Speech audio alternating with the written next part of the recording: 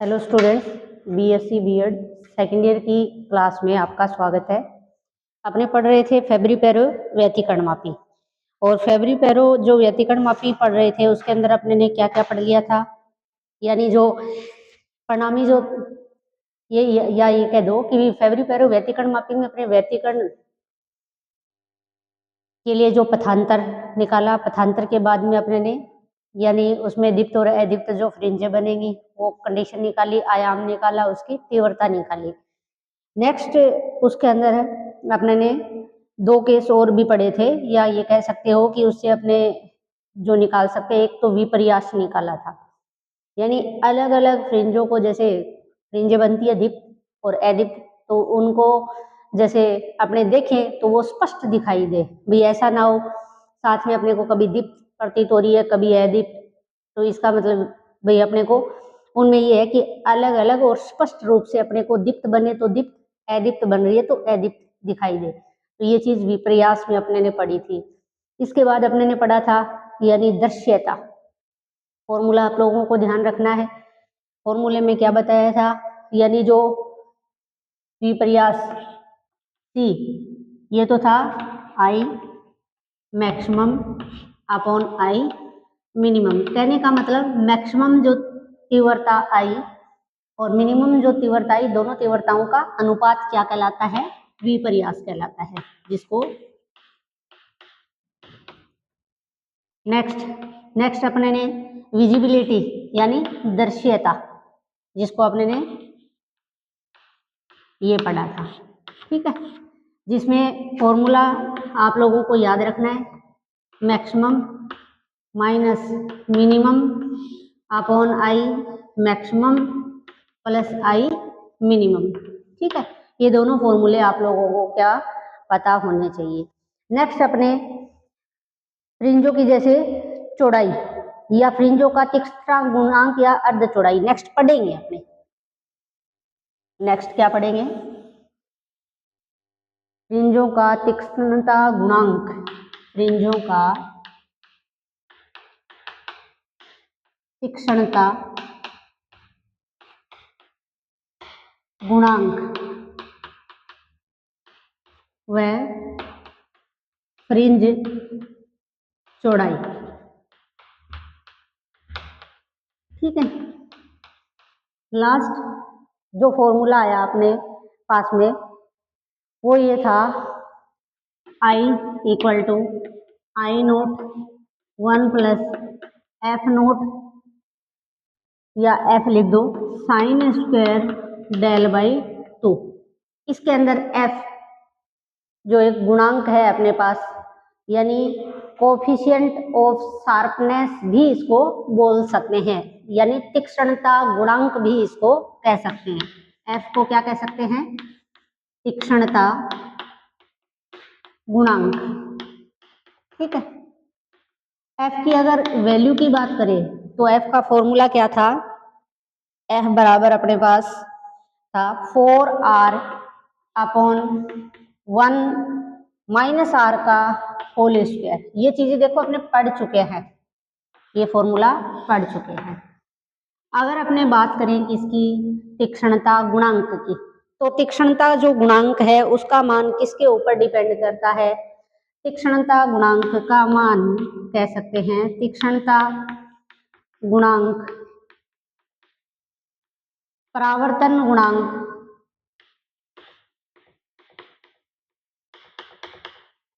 Are पर निर्भर करता है,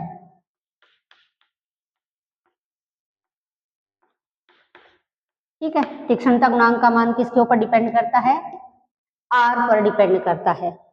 तो इसमें अगर आर का मान क्या करें, बढ़ाते हैं,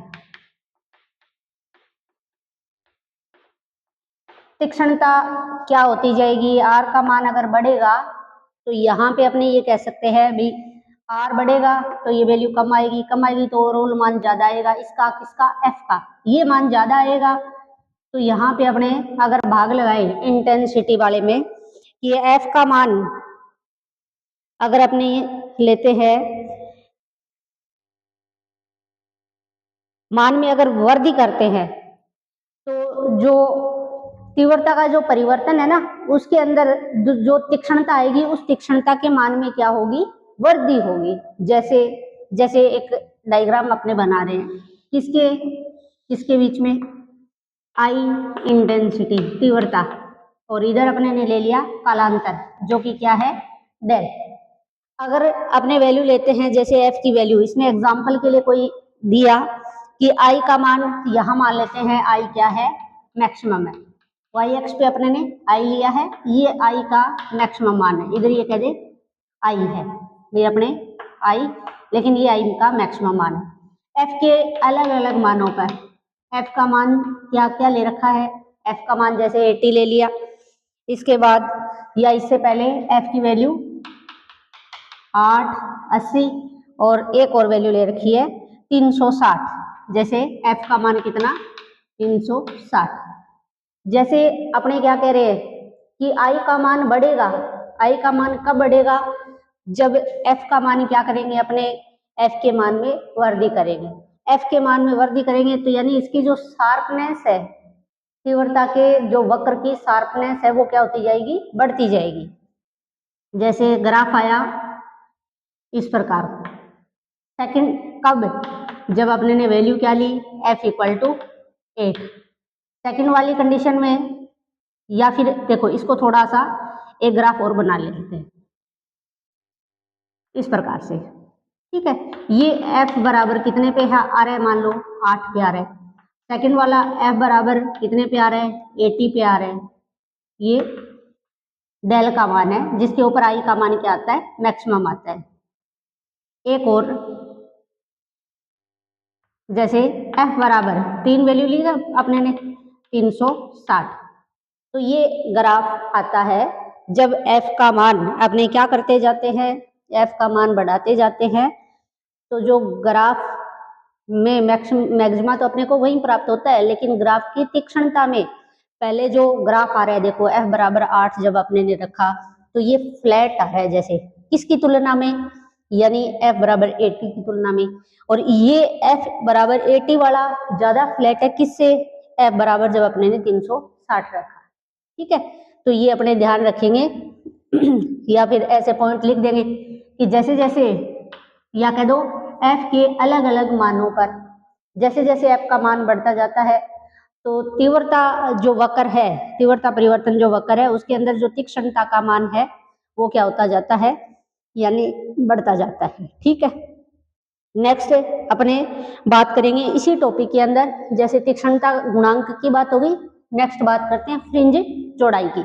ग्राफ इस प्रकार का आएगा, अपने अगर डिफाइन करना चाहे फ्रिंज चौड़ाई को, तो अपने किस प्रकार से डिफाइन करेंगे कि कालांतर डेल है, आई तीव्रता है, तो ये कहते हैं कि कालांतर का वह मान जिसके ऊपर, यानी तीव्रता का जो मैक्सिमम मान का क्या हो जाए, आधा हो जाए, तो वो जो बिंदु होंगे या जो मान आएंगे अपने पास कालांतर के, वो क्या कहलाएंगे, उनका जो अंतर कह सकते हो, या फिर अपने ये कह सकते हैं कालांतर जिस पर फ्रिंजों की तीव्रता उसकी तीव्रता के अधिकतम मान की क्या रह जाती है, आधी रह जाती है। तो परिभाषा आप इसकी नोट कर लेना,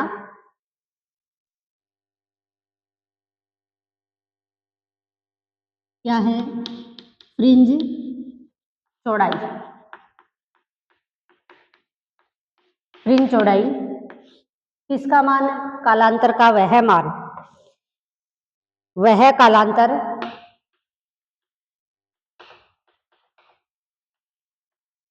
जिस पर फ्रिंजों की तीव्रता, जिस पर फ्रिंजों की तीव्रता अपनी तीव्रता के अधिकतम मान के, अपनी तीव्रता के अधिकतम मान, अधिकतम मान का कितना, यानी आधा रह जाता है, अधिकतम मान की, या कह दो तीव्रता के, यानी क्या बोलेंगे कि वह कालांतर जिस जिस पर लिखो, जिस पर फ्रिंजों की तीव्रता अपने तीव्रता के अधिकतम मान की क्या रह जाती है, आधी रह जाती है, क्या कहलाती है, फ्रिंज चौड़ाई कहलाती है।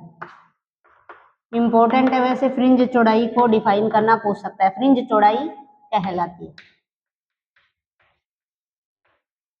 ग्राफ इसका बना लेते हैं, जैसे इसमें तीव्रता और कालांतर के बीच ग्राफ आप लोगों ने देख ही लिया कि कैसा ग्राफ आता है।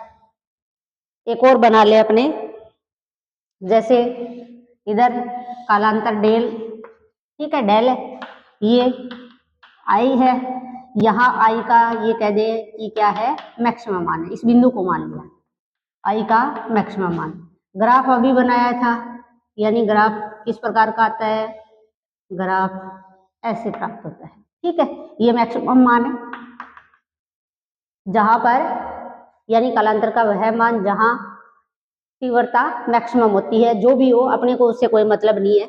लेकिन यहाँ अगर मैक्सिमम है और ये बिंदु जैसे यहाँ पे ले लेते हैं, ये क्या है, आई मैक्सिमम अपॉन 2, मैक्सिमम तीव्रता का क्या हो गया, हाफ।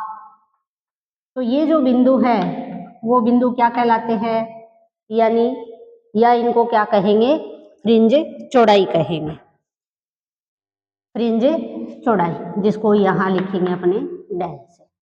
तो ये ग्राफ भी आप लोगों को बनाना आना चाहिए। इसके बीच में डेल और आई के बीच में आई मैक्सिमम, जहाँ आई मैक्सिमम का मान अपने मैक्सिमम मान का क्या हो जाएगा, यानी आई का मान मैक्सिमम मान का क्या हो जाता है, आधा हो जाता है, तो वो बिंदु उसके क्या कहलाएंगे, यानी या कहें कि वो क्या कहलाएगी, उसकी फ्रिंज चौड़ाई कहलाएगी।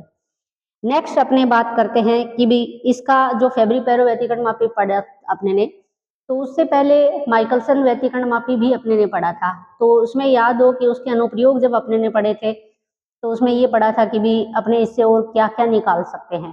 तो इसमें भी दो बातें और ध्यान रखनी है, वही कि अगर एकवर्णीय प्रकाश स्रोत है अपने पास, लेना ही पड़ेगा, क्योंकि अगर व्यतिकर्ण प्रतिरूप अपने को क्या बनाना है, स्पष्ट बनाना है, तो उसकी अपने क्या निकाल सकते हैं, उसकी वेवलेंथ निकाल सकते हैं इससे।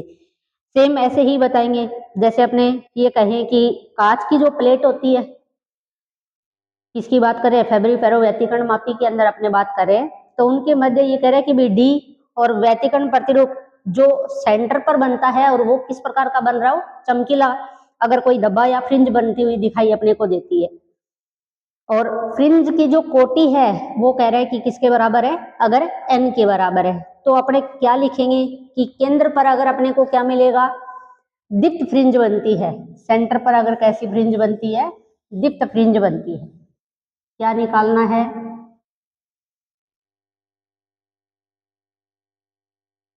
अपने निकालना क्या चाह रहे हैं इसे, यानी ये कह सकते हैं एकवर्णीय प्रकाश स्रोत की तरंगदैर्ध्य का मापन, टॉपिक इसी का सब टॉपिक है, एकवर्णीय प्रकाश की तरंगदैर्ध्य का मापन, ये अपने को निकालना है। जैसे तो जैसे ये कह रहे हैं कि जो प्लेटें ली अपने ने, उनको विस्थापन कितना दिया, विस्थापन दे रहे हैं, यानी डी दूरी तक विस्थापन करते हैं, तो फ्रिंज जो सेंटर के ऊपर क्या बन रही थी, यानी दीप्त फ्रिंज बनती है, तो उसकी जो कोटि है, यानी फ्रिंज कोटि क्या है, स्मॉल n है। तो देखो केंद्र पर दीप्त फ्रिंज प्राप्त करने के लिए सेंटर पर दीप्त फ्रिंज बनानी हो तो क्या होना चाहिए, पथांतर एल लैम्डा के बराबर होना चाहिए, यानी लिख सकते हैं 2d बराबर इसके एल लैम्डा, ठीक है। नेक्स्ट अगर अपने ये कहे कि अगर अपने ने जो एक प्लेट तो थी उसके अंदर जो फिक्स रहेगी, दूसरी प्लेट जिसको अपने आगे पीछे खिसका सकते हैं, अगर ये कह रहे हैं कि भी उस प्लेट को कितनी दूरी तक विस्थापन दे दिया, x दूरी तक विस्थापित कर दिया और वापस से अपने को सेंटर पर जो फ्रिंज बन रही है वो किस क्रम की बन रही है और कैसी बन रही है, कैपिटल N क्रम की बन रही है और दीप्त बन रही है। यानी फ्रिंज कोटि कैपिटल N x दूरी तक क्या करने पर, विस्थापन देने पर या विस्थापित करने पर किस प्लेट को, तो देखो क्या लिखा जाएगा, यानी 2d पहले से था x दूरी तक और उसको विस्थापित कर दिया। सेम यही है कि केंद्र पर दीप्त फ्रिंज प्राप्त करने के लिए वापस से तो क्या होना चाहिए, 2d की जगह d प्लस एक्स और n की जगह n plus capital N into lambda. समीकरण नंबर 2 क्या करें, समीकरण नंबर 2 में से एक को क्या कर दो, घटा दो। क्या लिखा जाएगा, 2d प्लस 2x बराबर n lambda plus n lambda. ठीक है, घटा रहे हैं तो इसमें से इधर ही लिखना पड़ेगा साथ में, इसके साथ माइनस 2d बराबर n lambda small n lambda plus capital N lambda और minus small n lambda. Small n lambda से स्मॉल n लैम्डा कट जाएगा, ये 2d से 2d कट जाएगा, अपने पास आ गया 2x बराबर capital N into lambda. Lambda बराबर क्या आ गया, 2x अपॉन n। ठीक है, ये फॉर्मूला आ गया। अगर अपने को और याद हो तो देखो, जो अपने ने माइकलसन व्यतिकरण मापी पड़ी थी उसमें भी सेम ही आया था। एक वर्णी प्रकाश की अगर वेवलेंथ अपने को निकालनी हो तो याद रखना formula 2x upon capital N। ठीक है, फ्रिंज का क्रमांक हो जाएगा x, उसमें कितना विस्थापन दिया है वो दूरी हो जाएगी। एक और है इसके अंदर, अगर अपने को वेवलेंथ का अंतर निकालना हो, अगर वेवलेंथ का अंतर निकालोगे तो सेम वैसे ही, यानी पथांतर d के बाद प्लेट को कितना विस्थापित कर दिया, x दूरी तक विस्थापित कर देते हैं। x दूरी पर विस्थापित करते हैं तो उसके संगत जो प्रकाश की वेवलेंथ मानते हैं वो मानेंगे जैसे λ1। ठीक है, λ1 मानेंगे, जिससे जो फ्रिंज का क्रमांक है, जैसे यहाँ था कोटि उसकी n, विस्थापन दिया अपने ने कितना, x दूरी तक। दूसरा टॉपिक कह सकते हैं तरंगदैर्ध्य का अंतर ज्ञात करना, यानी इससे ये भी अपने निकाल सकते हैं। तो देखो x दूरी तक विस्थापन देते हैं, ठीक है, x दूरी तक विस्थापन देने पर यानी प्रकाश की जो तरंगदैर्ध्य है, प्रकाश तरंगदैर्ध्य है कितनी, λ1, व फ्रिंज कोटि क्या है, n प्लस यानी x, n प्लस p मान लो, n प्लस पीवी फ्रिंज अपने को। ऐसे ही अगर अपने ये कहें कि प्रदीप्त फ्रिंज बनती है, सेकंड कंडीशन में प्रकाश की वेवलेंथ ले ली अपने ने λ2 और प्रकाश तरंगदैर्ध्य कितनी है, λ2, और इस बार कौन सी कोटि की प्रदीप्त फ्रिंज बनेगी, वह फ्रिंज कोटि, ये है n प्लस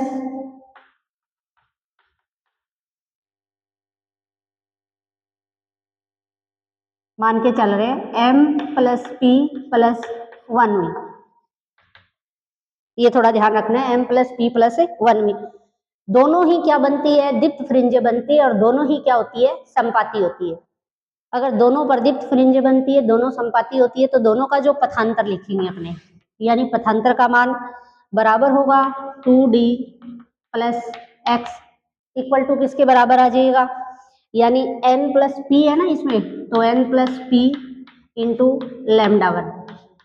दूसरा ये लिखा जाएगा 2d plus x equal to किसके, इस बार m plus p plus 1 into क्या कर दो, λ2।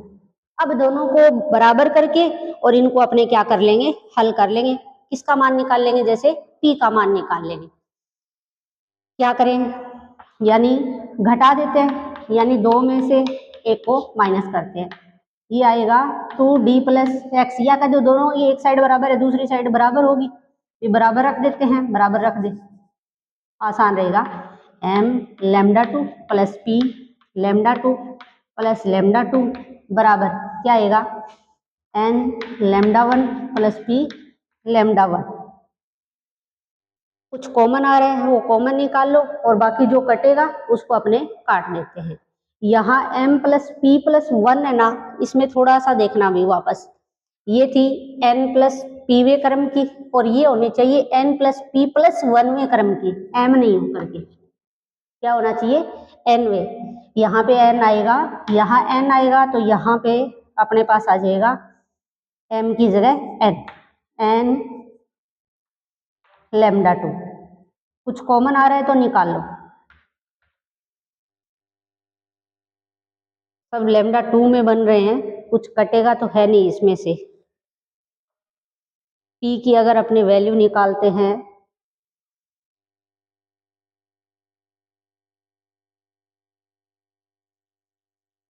टू एक्स बराबर, भाई थोड़ा सा इसको अपने देखेंगे एक बार, इसको छोड़ दो।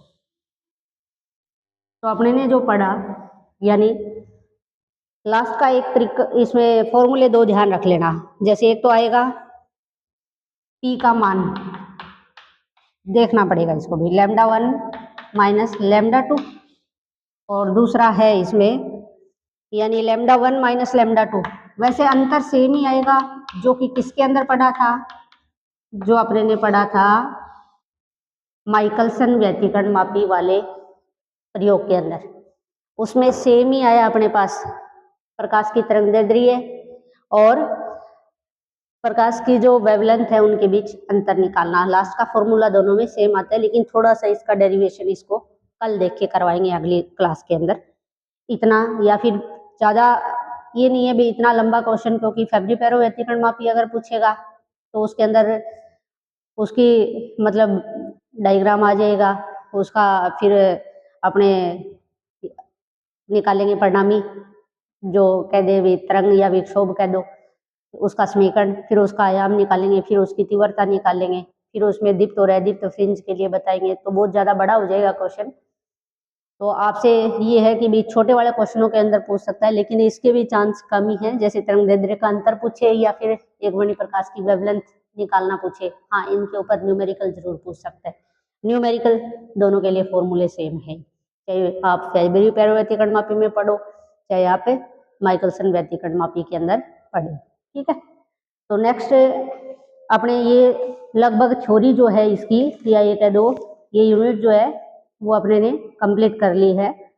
नेक्स्ट इसके जो न्यूमेरिकल वगैरह है थोड़े बहुत, वो अपने कल की क्लास के अंदर देख लेंगे, फिर अपने अगली यूनिट है वो शुरू करेंगे। तो वापस से जितने भी टॉपिक्स मैंने करवाए हैं तो वापस से आप लोग पढ़ लेना भाई अच्छे से, ठीक है। थैंक यू क्लास देखने के लिए।